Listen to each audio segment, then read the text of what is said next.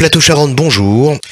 Le Bureau national de vigilance contre l'antisémitisme a dénoncé et condamné l'attentat de nature antisémite commis hier à 12h30 par deux inconnus qui ont lancé un engin explosif dans une supérette de produits cachers à Sarcelles. Selon nos informations, les auteurs auraient jeté une grenade d'exercice qui a explosé à l'intérieur du commerce. Alors Samuel, il semblerait qu'une ligne rouge ait été franchie en France. Dorénavant, ce sont les commerces de la communauté juive qui sont touchés comme en Allemagne en 1939. Comment réagissez-vous?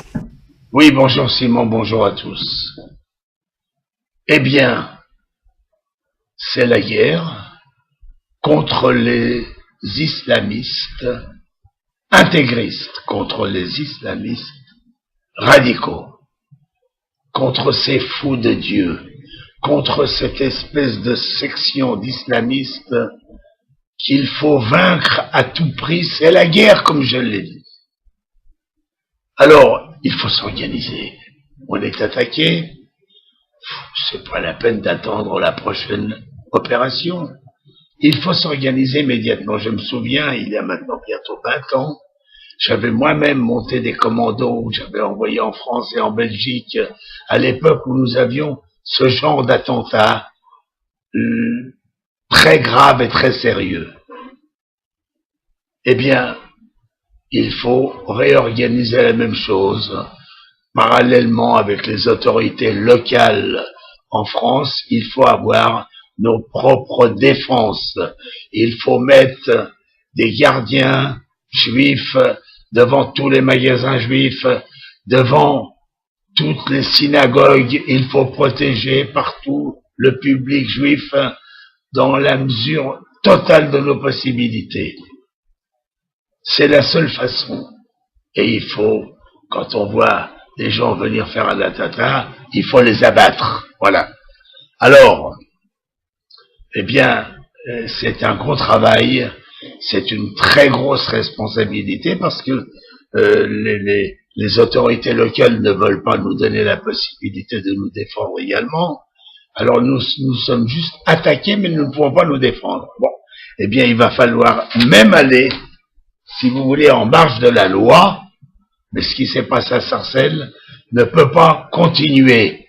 Si nous ne nous défendons pas, ils vont nous harceler, ils vont nous tuer, ils vont nous massacrer. Et vous savez, je suis pas avant-guerre, je ne suis pas pour la violence, mais je suis pour la défense des Juifs.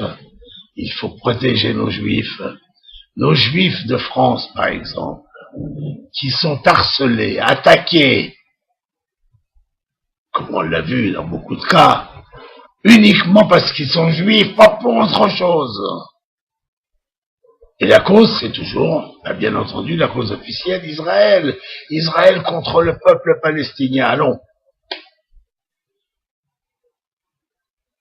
Franchement, je regarde là les auditeurs dans les yeux et je leur dis, écoutez, vous ne pensez pas que ça suffit? Vous ne pensez pas qu'il est temps de réagir avec la même violence dont on fait preuve contre nous? Vous ne pensez pas que le moment est venu de nous défendre, de nous battre? Enfin, rappelez-vous, on a pris comme ça 6 millions de juifs pendant la Grande Guerre. On les a emmenés, on les a brûlés, on les a détruits, sans réaction. Ces peuples passifs n'existent plus.